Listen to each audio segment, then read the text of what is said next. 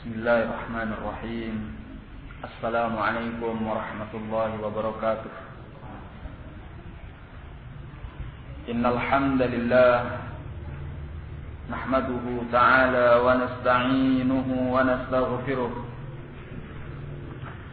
wa na'udzu billahi min shururi anfusina wa sayyiati a'malina. من يهده الله فلا مضل له ومن يضلل فلا هادي له أشهد أن لا إله إلا الله وحده لا شريك له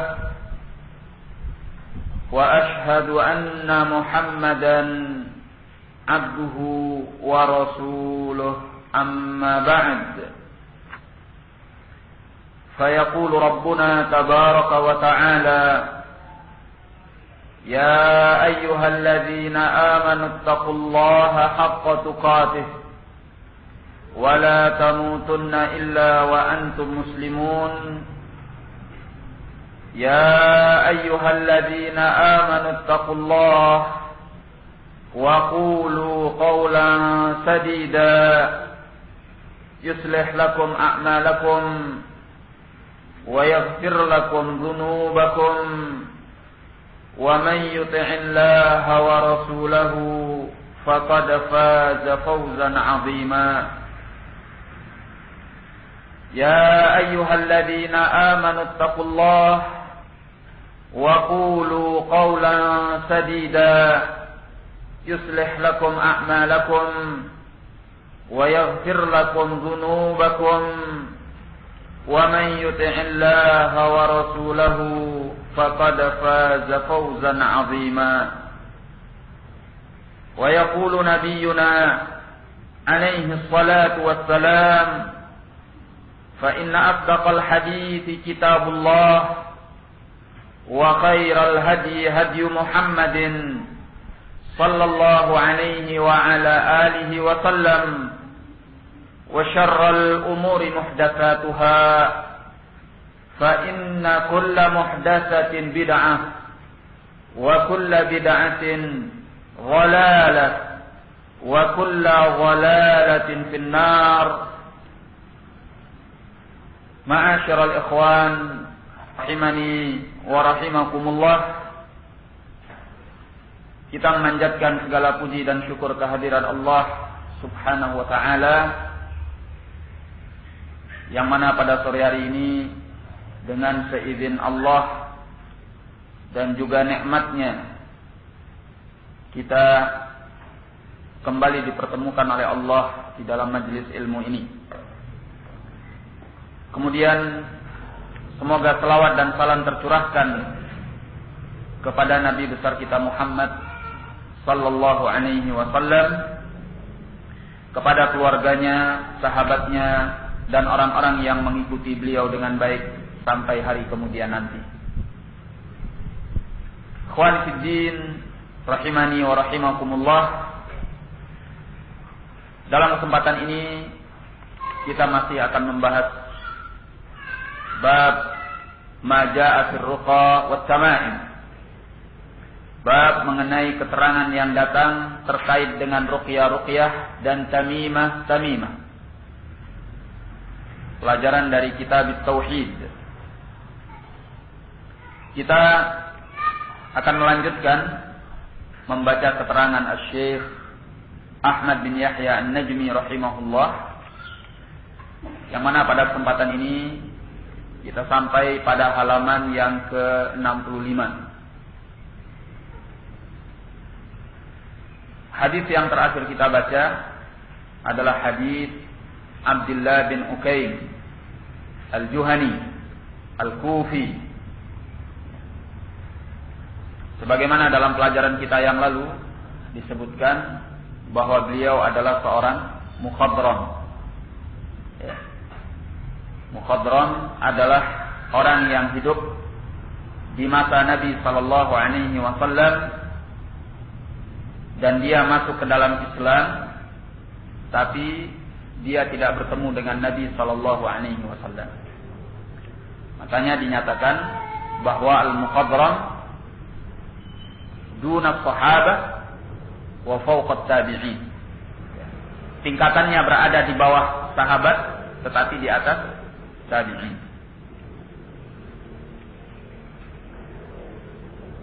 Kita membaca keterangan beliau. Beliau berkata, yuqadu min hadza, diambil dari hadis ini, yaitu hadis Abdullah bin Ukaim. Sabda Nabi sallallahu alaihi wa ala alihi wasallam, man ta'allaqa syai'an wukkila ilaihi.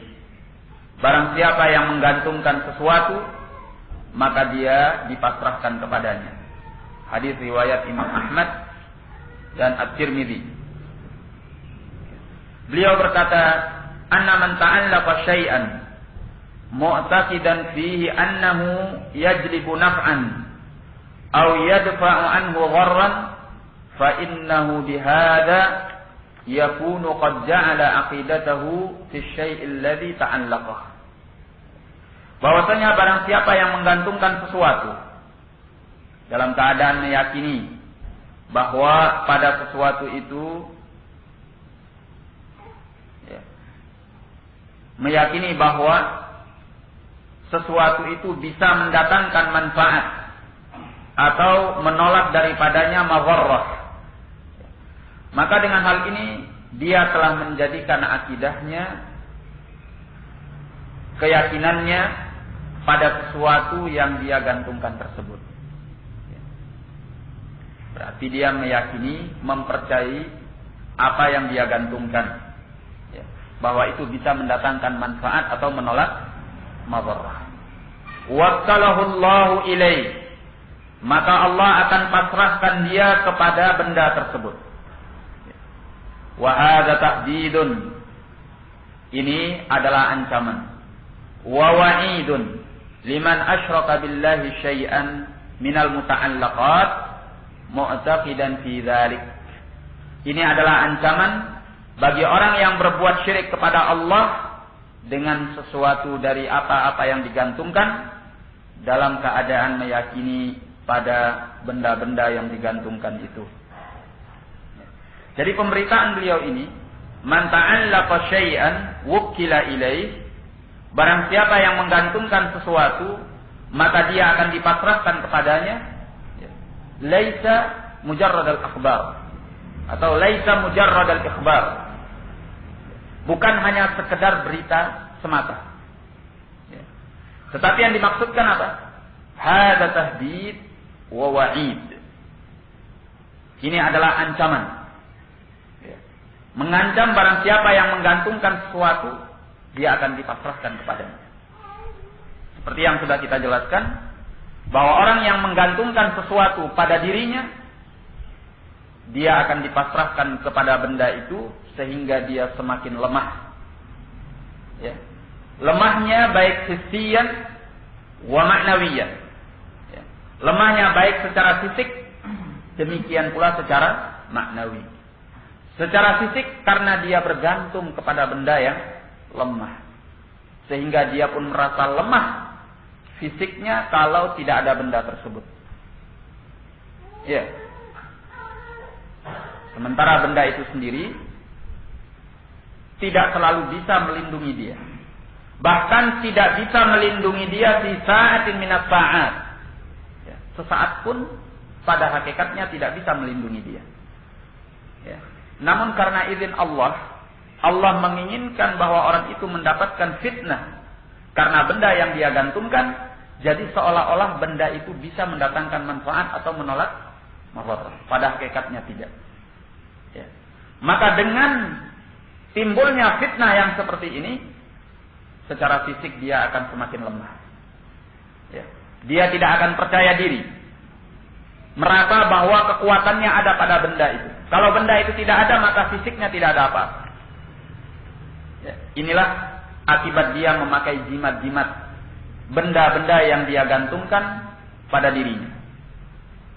Nah, dan secara maknawiyan, bahwa ketergantungan hatinya dan jiwanya kepada benda itu membuatnya semakin khawatir, membuatnya semakin takut, membuatnya semakin terancam. Ya, kenapa tidak? Karena benda-benda itu ternyata tidak sepenuhnya bisa melindungi dia. Dan dia pun tahu itu. Ya. Apalagi tatkala dia menggantungkan benda-benda tersebut, ada larangan-larangan, ada pantangan-pantangan, ada syarat-syarat yang jikalau seandainya tidak terpenuhi, maka benda itu tidak akan keramat. Ya. Itu adalah tekanan batin tersendiri. Ya. Belum lagi kekhawatiran pada hati dan jiwanya di mana ada orang yang lebih kuat dari benda yang dia pakai. Jadi hissiyan wa ma'nawiyan, orang yang memakai jimat yang dia gantungkan pada badannya atau pada tubuhnya, ini akan membuatnya semakin lemah. Kenapa? Telah dikabarkan oleh Nabi dalam hadis ini. Man ta'allaqa syai'an wukila ilaih. Ya. Barang siapa yang menggantungkan sesuatu, maka dia akan dipasrahkan oleh Allah kepada benda itu. Qala wa fit ta'liqil mufid li samahati Syekh Abdul Aziz bin Baz rahimahullahu taala. Dan di dalam At-Ta'liqil Mufid karya samahati Syekh Abdul Aziz bin Baz rahimahullahu taala, beliau berkata, fayanbaghi lil insani ay ya'tamida wa yatawakkala 'ala Allah wahdahu. Fahada huwa alladhi yanfa'uhu ma'al akhdhi bil asbab.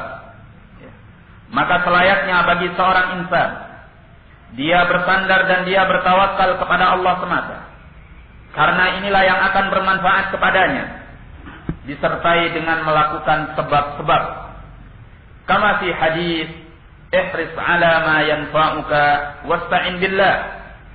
Sebagaimana dalam hadis, bersemangatlah engkau terhadap perkara yang mendatangkan manfaat kepadamu dan minta tolonglah kepada Allah. Hadis Abi Hurairah dalam riwayat Imam Muslim. Ya. Hadis ini gamblang sekali. Kalau kita memperhatikan hadis ini, ya, kita lihat bagaimana Nabi Shallallahu Alaihi Wasallam menyebutkan dua hal. Pertama, ihris ala ma yanfa'uk. Ya. Ini artinya akhdhu bil asbab, al akhdhu bil asbab. Ya. Bersemangatlah engkau terhadap apa yang mendatangkan manfaat kepadamu. Artinya kita harus melakukan sebab. Ya. Kalau mau kenyang, apakah kita cukup dengan tawakal kepada Allah? Tidak cukup. Berarti kita harus makan. Ya. Untuk bisa makan, apakah cukup dengan tawakal kepada Allah? Tidak cukup. Ternyata harus cari rezeki, bekerja.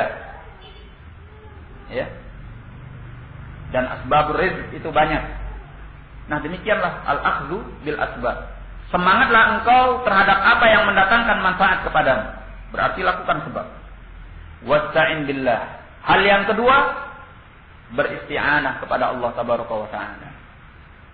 Isti'anah kepada Allah, ini adalah at-tawakkul 'ala Allah.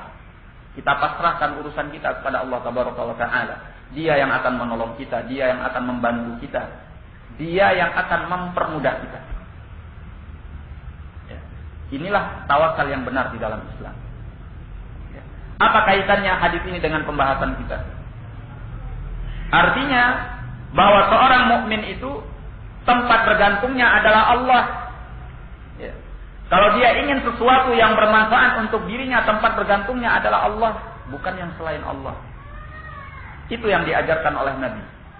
Ihris ala ma yanfa'uk. Kemudian apa? Wasta'in billah.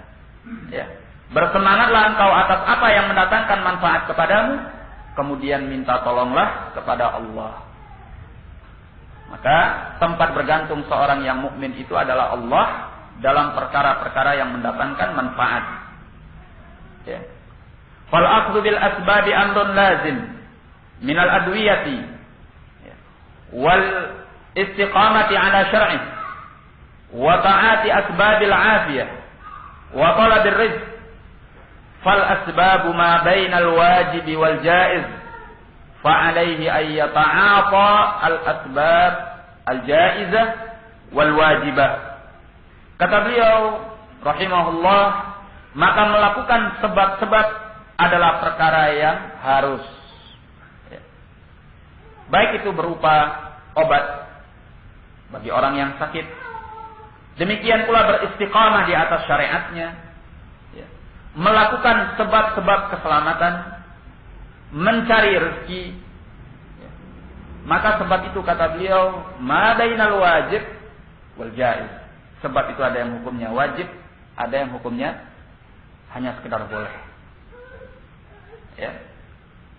Maka hendaklah dia ayyata'aqa al-asbab al-jaiza wal wajibah, melakukan sebab-sebab yang boleh dan sebab-sebab yang wajib. Wal akhdhu bidzalika la yaqdahu fit tauhid, dan melakukan hal itu tidaklah mencacati tauhid. Bal tarkuha yaqdahu fil aqli wat tauhid jami'an. Bahkan meninggalkan sebab-sebab ini mencacati akal, mencacati tauhid sekaligus, secara bersama-sama. Ya. Jadi kata beliau, ikhwani fiddin rahimani wa rahimakumullah, kalau kita ingin dilindungi, kita ingin selamat, ya, kita ingin mendatangkan manfaat, ya, menghindarkan madarrah, itu lakukan sebab. Ya. Tapi sebabnya sebab yang bagaimana? Sebab yang dinyatakan oleh beliau antara wajib dan boleh. Ya. Bukan sebab-sebab yang muharram, bukan sebab-sebab yang syirik. Ya. Kalau sebab itu adalah sebab yang syirik, telah diancam oleh Nabi sallallahu alaihi wasallam, wakkalahullahu ilaihi. Ya. Allah akan pasrahkan dia kepada benda yang dia gantungkan harapan kepadanya. Ya. Tapi kalau sebab yang dia lakukan itu adalah sebab yang wajib atau sebab yang diperbolehkan, maka yang akan membantunya adalah Allah. Ya. Oleh karena itu, tatkala seorang melaksanakan sebab, jangan lupa bergantung kepada Allah. Ya. Terkadang kita lupa, barakallahu fikum, ya, untuk masalah isti'anah ini. Ya. Dalam banyak kesempatan, seringkali kita menganggap remeh. Ya, kita menganggap mudahlah, gampang. Masa seperti ini saya tidak bisa melakukannya. Ya. Masalah-masalah kecil, masalah-masalah remeh, sepele, kita gampangkan. Ya. Menurut kita bahwa kita kuasa untuk melakukannya. Ya. Tanpa mungkin terhalangi. Sehingga kita lupa untuk menyandarkan diri dan minta tolong sama Allah. Ya. Sehingga seringkali bahkan mungkin kita lupa untuk membaca Al-Basmalah. Ya. Kita anggap ini bisa, gampang. Ya. Saya akan mampu melakukannya. Ternyata hal-hal yang sepele, hal-hal yang kecil, hal-hal yang ringan sekalipun belum tentu kita bisa melaksanakannya kalau bukan kuasa Allah. Kan gitu. Ya. Sampai nasi yang sudah kita suap, ya, yang sudah hampir kita masukkan ke mulut kita, ya, mulut kita bahkan sudah mangap, ya. Apakah ini pasti masuk ke dalam mulut kita? Bisa kita pastikan bahwa ini bisa masuk ke dalam mulut kita? Gimana Pak Hendra? Ya belum tentu, ya. Walaupun mulut kita sudah mangap, tangan kita sudah di depan guanya. Ya, sudah di depan mulut kita. Tapi kalau Allah tidak memberikan kuasanya, tidak memberikan pertolongannya, tidak memudahkan untuk kita, ada sebab yang Allah kehendaki, ini suapan itu akan jatuh. Ya. Sudah hampir masuk, ada orang lewat, klop, jatuh. Kan gitu. Ya. Padahal menurut logika kita, ya, menurut keangkuhan kita, bahwa tidak mungkin ini ada yang bisa mengalami, sudah depan mulut kita. Tapi kalau Allah tidak memberikan izinnya untuk menjadi rezeki kita, maka rezeki yang sudah di depan mulut ini pun tidak akan bisa kita makan.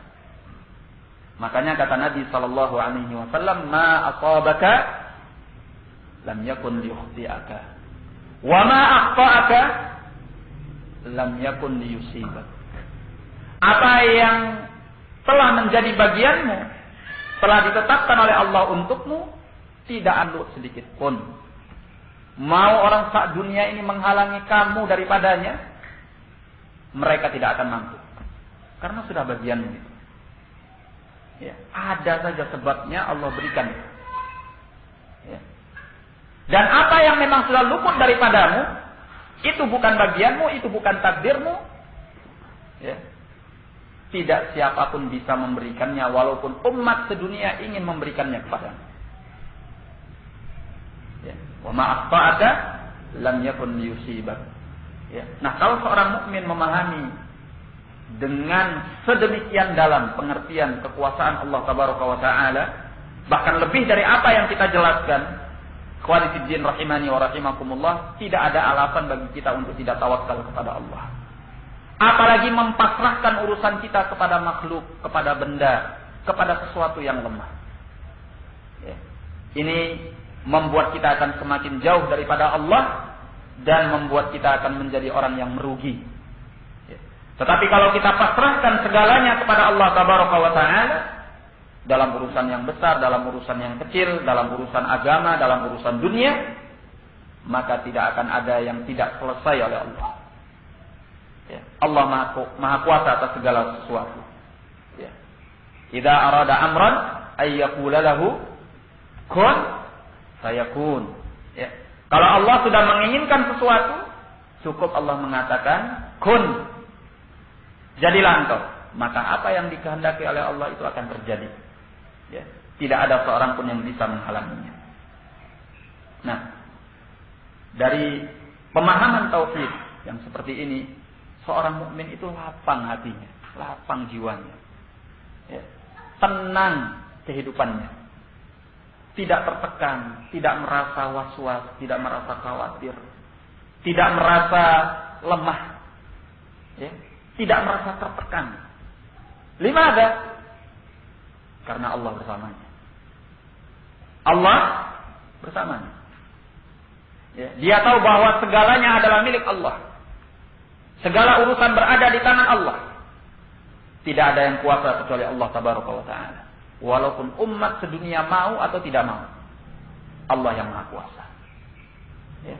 Sehingga meskipun orang bilang ada ancaman seperti ini, kemudian pengerian demikian, bahaya seperti ini, ya, akan terjadi paceklik, akan terjadi musibah, ya, akan terjadi krisis global atau global warming atau apa kayak. Ya. Bagi orang yang kuat tauhidnya kepada Allah, ya, ancaman-ancaman seperti ini semestinya tidak membuat mereka panik sehingga menghalalkan apa saja yang ada di hadapannya, mau syirik, mau haram, al-muhim. Ya. Bagi orang yang bertauhid tidak akan menghalalkan segalanya, ya, sebesar apapun ancaman itu. Makanya, ikhwani fiddin rahimani wa rahimakumullah, disinilah letaknya kita belajar tauhid. Ya. Karena tauhid itu bukan urusan hanya sekedar bagaimana kita baik ibadahnya sama Allah. Ibadah-ibadah lahiriah kita itu salat, puasa, zakat, haji, umrah, i'tikaf, ya, apalagi itu semua adalah casing. Tahu casing? Ya, artinya hanya sesuatu yang fisik. Bukan itu yang diinginkan. Ya, bukan semata-mata itu. Itu hanya bukti saja. Tapi intinya, ya, intinya apa? Nih di sini. Al-qalb. Ya, bagaimana ketergantungan kita kepada Allah. Bagaimana penyandaran diri kita kepada Allah. Bagaimana rasa takut kita kepada Allah, harapan kita kepada Allah, dan selanjutnya dan selanjutnya. Itu intinya. Sehingga dikatakan oleh Nabi sallallahu alaihi wasallam, at-taqwa hahuna, at-taqwa hahuna, at-taqwa hahuna. Ya, takwa itu ada di dalam hati. Ya. Nah, dari sinilah nanti berangkat kebaikan-kebaikan fisik. Nah, barakallahu fikum. Qala fal akhdhu bil asbab amrun lazim. Ya. Jadi kata beliau, melakukan sebab itu adalah perkara yang harus. Baik, kita lanjutkan. Qala thumma dzakara ma rawahu Ahmad an Ruwayfi. Qala li Rasulullah sallallahu alaihi wa ala alihi wa sallam, ya Ruwayfi, la'alla al-hayata satatulu bika. Kemudian beliau menyebutkan apa yang diriwayatkan oleh Al-Imam Ahmad dari Ruwayfi radhiyallahu an. Beliau berkata kepadaku Rasulullah sallallahu alaihi wasallam, ya Ruwayfi, la'alla al-hayat satatulu bika. Ya. Wahai Ruwayfi, barangkali kehidupan ini akan berlangsung lama terhadapmu. Artinya umurmu akan panjang. Ya. Fa'akhbirin nas, maka beritakan kepada manusia, anna man aqada lihiyatahu, bahwa barang siapa yang mengikat jenggotnya, au taqallada wataran, atau menggantungkan sebuah tali busur panah yang telah usang, au istanja bi raji'i dabbatin aw abmin, atau dia beristinja, yaitu membersihkan diri dengan kotoran binatang atau dengan tulang, fa inna Muhammadan bari'un minhu, maka sungguhnya Muhammad berlepas diri daripadanya. Ya. Qala tarjumatu Ruwayfi, biografi tentang Ruwayfi. Ruwayfi bil fa, ya, dengan al-fa. Ibnu Thabit, Ibnu Sakan, Ibnu Adi, Ibnu Haritha al-Ansari al-Madani, sahabiyun sakana Misr. Beliau adalah seorang sahabat yang tinggal di negeri Mesir. Wuliya imarah Burqah, beliau diangkat sebagai pemimpin atau gubernur di wilayah Burqah. Wa mata biha sanata 56 Hijriyah. Beliau meninggal pada daerah Burqah ini pada tahun 56 Hijriyah intaha. Qal wa aqul, dan aku katakan, yakni Asy-Syaikh Ahmad, qala Abdul lihyati au ta'tiduha huwa ghafruha au tasfifuha litatabburi wa ta'azumi. Ya. Yang dimaksud dengan mengikat jenggot di sini, ya, yaitu ghafruha wa tasfifuha litatabbur, yaitu menguncirnya dan memintalnya dalam rangka merasa sombong, wa ta'azum, dan merasa besar. Dan ini salah satu penafsiran yang disebutkan di kalangan ahlul ilm. Al-Imam Al-Khattabi rahimahullah menyebutkan bahwa makna dari mengikat jenggot itu ada dua. Ya. Salah satunya adalah ini. Ya. Dan ini adalah kebiasaan ahlul jahiliyah di waktu perang. Jadi mereka di waktu perang itu mereka mengikat jenggotnya dengan memintalnya atau menguncirnya. Tahu ya? Ya, seperti sebagian artis musik itulah. Ya. Anak-anak kecil. Ya, seperti itu. Cuma itu rambutnya kan gitu. Nah, mereka melakukannya di waktu perang dalam rangka apa? Untuk ngece. Ya, menunjukkan kesombongan dan keangkuhan. Nih saya, jenggotnya diikat. Gitu. Ini perbuatan ahli jahiliyah, ya, yang dilarang oleh Nabi sallallahu alaihi wasallam dan dinyatakan oleh beliau, fa inna Muhammadan bari'un minhu. Muhammad itu berlepas diri daripadanya. Ya. Makna yang kedua yang disebutkan oleh Al-Imam Al-Khattabi rahimahullah, yaitu larangan daripada ta'kidus sya'r atau taj'iduha. Ya. Mengikat, membuat rambut seperti ikatan atau mengkeritingkannya. Ya. Ini dilarang bagi laki-laki. Kenapa? Karena ini min fi'li ahli ta'nits. Ini perbuatan para bencong. Ya. Demikian beliau katakan. Ya, laki-laki jangan berbuat seperti itu. menyengaja untuk membuat rambutnya seperti terpintal-pintal begitu atau seperti keriting, ini tidak layak, tidak pantas. Ya, karena ini perbuatan ahli ta'nif. Nah, barakallahu fikum. Sebagian ulama, ya, ada pula yang menafsirkan seperti Ibnu al-Iraqi rahimahullah menyatakan bahwa yang dimaksud dengan larangan mengikat jenggot di sini adalah mengikatnya ketika sholat. Sebagaimana datang dalam sebagian riwayat dari hadis ini, ya, dalam riwayat Muhammad bin Ar-Rabi', ya, datang lafadznya man aqada lihyatahu fi shalah. Barang siapa yang mengikat jenggotnya di dalam sholat. Nah, barakallahu fikum. Jadi ini makna-makna dari aqdul lihyah. Ya. Nah, dan juga yang dilarang adalah mencukur jenggot. Ya. Dan ini perbuatan kebanyakan manusia. Nabi alaihi salatu wassalam memerintahkan kita khaliful musyrikin. Ya. Selisi oleh kalian orang-orang yang musyrik. Uhfus syawarib wa'ful luha. Ya. Keratlah kumis-kumis kalian dan biarkan jenggot-jenggot kalian. Ya. Nah, jadi laki-laki itu tanda rujulahnya, tanda kejantanannya adalah jenggot. Itu. Ya. Yang tidak punya jenggot itu bukan rajul, mar'ah.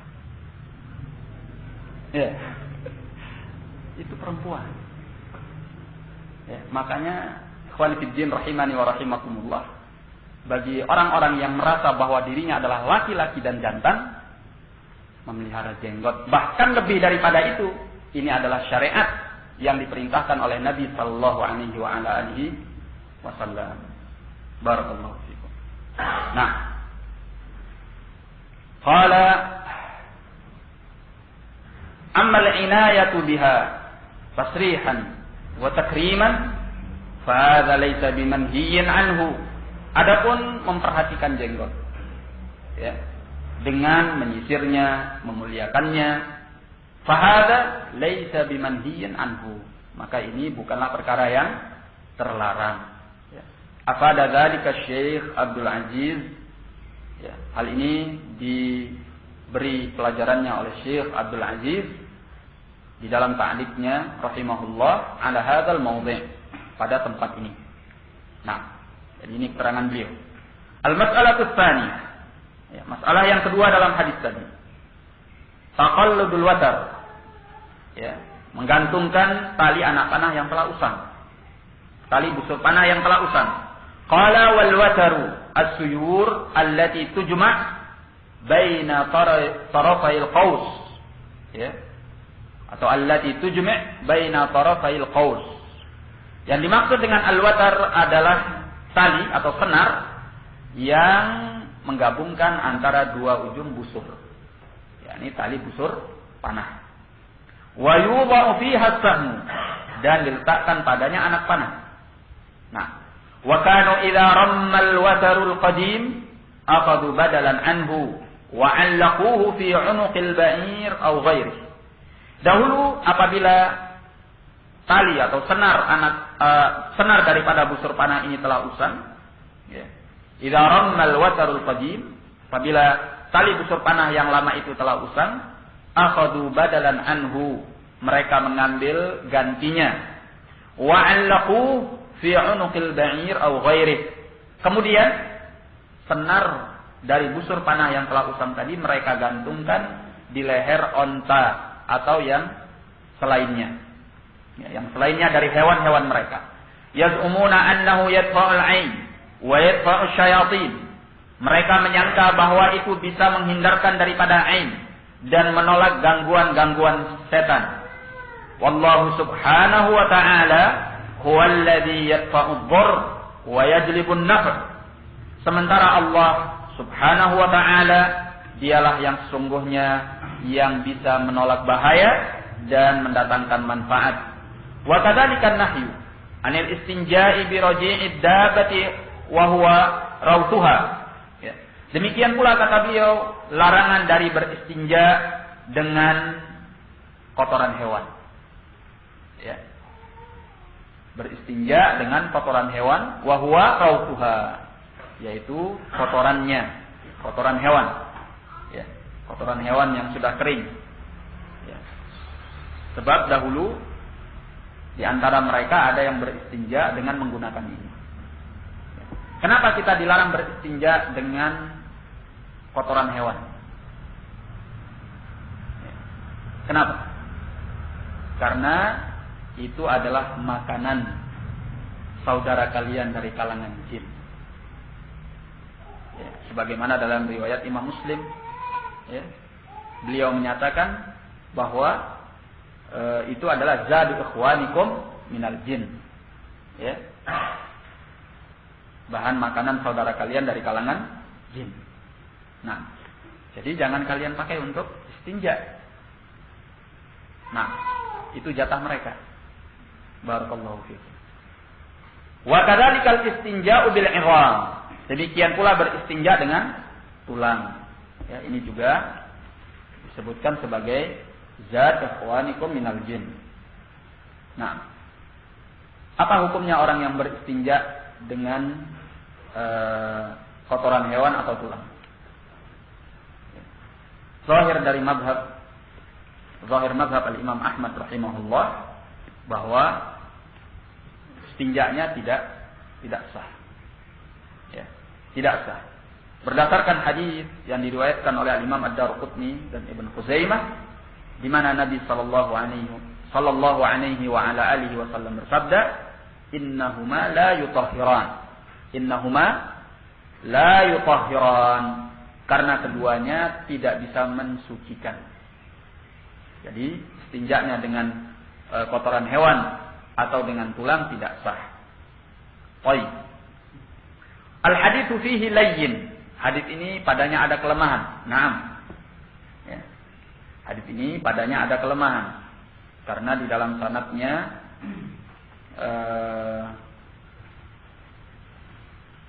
baik.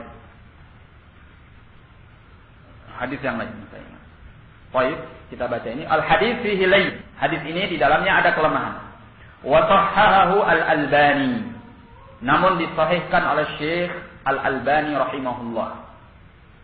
Baik. Wa fihi 'alamun min a'lamin nubuwah, dan di dalam hadis ini terdapat salah satu tanda daripada tanda-tanda kenabian. Nah, di mana letaknya tanda kenabian di sini? Apa yang merupakan alamun min a'lamin nubuwah?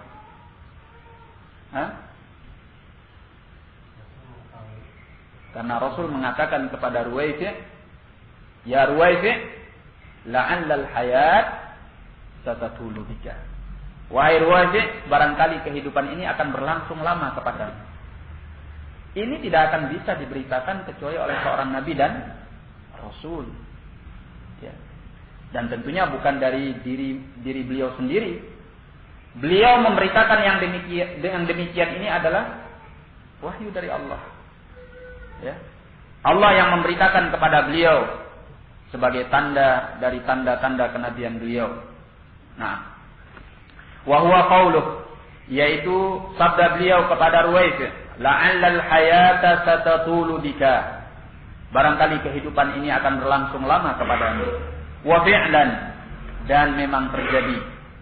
Ya, dan memang terjadi karena Ruwaifi' ini meninggal pada tahun 56 Hijriyah.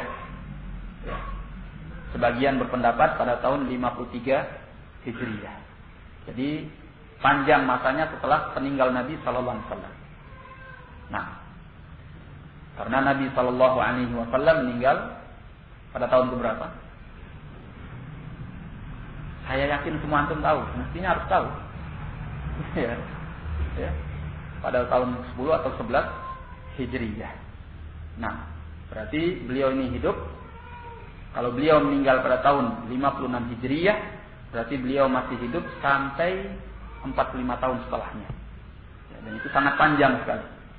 Makanya dinyatakan oleh Nabi sallallahu alaihi wasallam, la'allal hayat satatulu bika. Wa an Sa'id bin Jubair radhiyallahu anhu qala, man qata'a tamimatan min insanin kana ka'idli raqabah. Dari Sa'id bin Jubair radhiyallahu anhu, beliau berkata, barang siapa yang memutuskan, barang siapa yang memotong sebuah tamimah dari seorang insan, maka nilainya seperti membebaskan budak. Ya, Sa'id bin Jubair mengatakan hal ini. Hal yang seperti ini dikatakan oleh para ulama tidak mungkin keluar dari ar-ra'i. Ya, tidak mungkin keluar dari ra'i atau akal dari Sa'id bin Jubair. Makanya mereka mengatakan, atau sebagian mereka mengatakan, hukum hadis ini adalah marfu'. Hanya saja antara Sa'id bin Jubair ada keterputusan. Kenapa? Karena Sa'id bin Jubair adalah seorang tabi'i, ya, min kibarit tabi'in. Sa'id bin Jubair ini adalah murid dari Abdullah bin Abbas. Dia salah seorang ahli tafsir, ya, min kibaril mufassirin. Sa'id bin Jubair ini yang kepalanya gelinding, geludung ketika dipenggal di masa Al-Hajjaj. Karena Sa'id bin Jubair ini termasuk yang memberontak kepada khalifah pada waktu itu. Beliau adalah seorang yang mulia, min kibarit tabi'in, min a'immatit tafsir, min talamiz Abdullah bin Abbas. Ya, tapi siapa yang sempurna? Ya, tidak ada kesempurnaan itu kecuali milik Allah. Yang maksum itu di antara para makhluk adalah para anbiya dan rasul. Ya, dan itu pun kemaksuman mereka bukan berarti mereka tidak salah. Seperti Nabi sallallahu alaihi wasallam salah, tapi karena beliau maksum, beliau langsung ditegur oleh Allah dan diluruskan. Turun wahyu. Ya. Sa'id bin Jubair ketika dipenggal kepalanya itu melinding sambil mengatakan la ilaha illallah, la ilaha illallah. Itu Sa'id bin Jubair. Demikian disebutkan oleh Ibnu Katsir rahimahullah dalam Al-Bidayah wan Nihayah. Baik. Nah, jadi antara Sa'id bin Jubair dengan Nabi sallallahu alaihi wasallam ada keterputusan, maka disebut dengan mursal. Ya, karena Sa'id bin Jubair adalah tabi'i, dan di dalam sanadnya pun sampai kepada Sa'id bin Jubair ada seorang yang bernama Laits bin Abi Sulaim wa huwa dha'if. Ya, Laits bin Abi Sulaim wa huwa dha'if. Baik. Makna ka'idli raqabah bimakna annahu yusawi al-'itqa fil ajr. Ya. Seperti setara dengan membebaskan budak. Maksudnya annahu yusawi al-'itqa fil ajr, bahwa dia menyetarai membebaskan budak dalam hal pahala. Nah, dalam hal pahala. Qala Syekh Abdul Aziz fi ta'liqihi 'ala hadhihi al-faqrah. Berkata Syekh Abdul Aziz bin Baz di dalam ta'liqnya terhadap cuplikan ini. Ya annahu sayukhlisu hadhihi ar-raqabah minan nar. Ya. Karena dia akan melepaskan leher orang ini dari api neraka. Ya. Orang yang dipotong dari dirinya, ya, sebuah tamimah, itu sama artinya bahwa orang yang memotongnya ini telah membebaskan dia dari api neraka. Ya enggak? Nah, karena telah mencegahnya daripada perbuatan syirik. Ya. Wa minasyirki, dan juga melepaskan dia dari perbuatan syirik. Fayakunu afdal min 'itqi raqabah. Sehingga bahkan lebih utama dari hanya sekedar membebaskan budak. Ya. Sebab orang ini bukan hanya sekedar membebaskan dirinya daripada perbudakan, bahkan orang ini membebaskan dirinya daripada syirik yang akan mengekalkan dia di dalam api neraka. Maka nilainya lebih utama daripada membebaskan budak. Qultu wala syakka anna inqadhal muslim inqadhal insan al-muslim min asy-syirk wa ifhamahu bit-tauhid fihi ajrun 'azim yafuqu ajral 'itqi fi ma narju. Tidak diragukan lagi bahwa menyelamatkan seorang manusia yang muslim daripada perbuatan syirik dan memahamkannya akan tauhid mengandung pahala yang besar yang bahkan melebihi pahala membebaskan budak menurut apa yang kita harapkan. Ya. Jadi nilainya besar sekali. Nah, walaupun masalah potong memotong jimat dari seorang muslim ini harus hati-hati. Sudah kita pelajari dulu ya. Di mana urusan potong memotong seperti ini ya, mencegah dengan kekuatan yang seperti ini pada asalnya adalah hak penguasa. Pada asalnya adalah hak penguasa. Ya. Nah, kecuali kalau kita melakukannya di mata atau di tempat atau pada seseorang yang tidak akan menimbulkan fitnah lebih besar. Ya. Wa illa pada hukum asalnya adalah penguasa yang mencegah kemungkaran dengan tangannya. Ya. Sedangkan bagi orang yang bukan penguasa, bahkan dikhawatirkan kalau dia melakukan itu akan timbul kemungkaran yang lebih besar. Ya. Dan bukan malah mencegah orang itu daripada perbuatan syirik, bisa jadi membuatnya semakin tenggelam di dalam perbuatan syirik, maka ini jangan dilakukan. Ya. Coba misalnya ada seseorang yang melakukan seperti ini, tiba-tiba kita dari belakang main angkat tangannya, potong. Kira-kira apa yang terjadi? Ya. Bukannya engkau memahamkan tauhid kepadanya dan mencegahnya daripada perbuatan syirik, ya. Hal pertama yang engkau terima adalah bau mentah. Ya. Timbul fitnah setelah itu. Dan yang seperti ini, kalau di masa yang tidak tepat, di waktu yang tidak tepat, dalam kondisi yang tidak tepat, ya, bisa membuat orang yang kita inginkan terlepas daripada perbuatan syirik semakin tenggelam dalam perbuatan syiriknya. Ya. Dan bisa jadi dia malah benci kepada tauhid. Jadi tujuan kita melakukan ingkarul munkar itu menjadi hilang. Makanya ini harus dilakukan pada situasi, kondisi dan waktu yang tepat, dan pada hukum asalnya adalah hak daripada penguasa. Nah, wallahu a'lam. Baik. Qala thumma awrada al-athar an Ibrahim qala kanu yaqra'una sama'in kullaha min al-Qur'an wa ghairi al-Qur'an.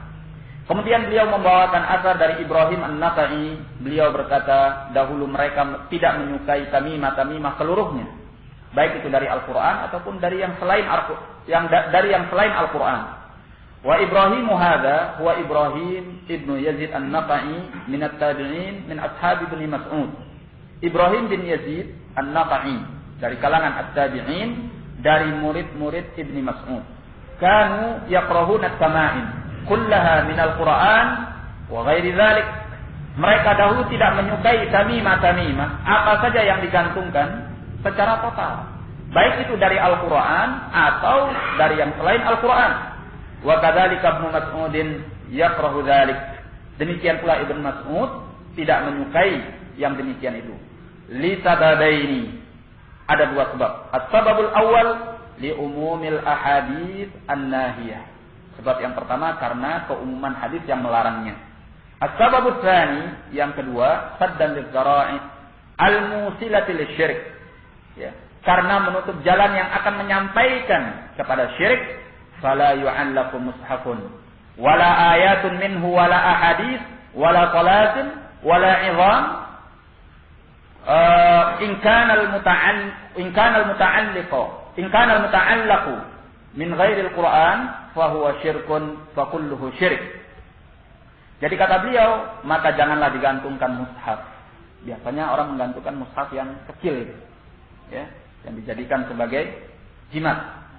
Dan tidak pula digantungkan ayat-ayat daripada Al-Qur'an. Tidak pula hadis-hadis. Tidak pula mantra-mantra, salatin, wala idham.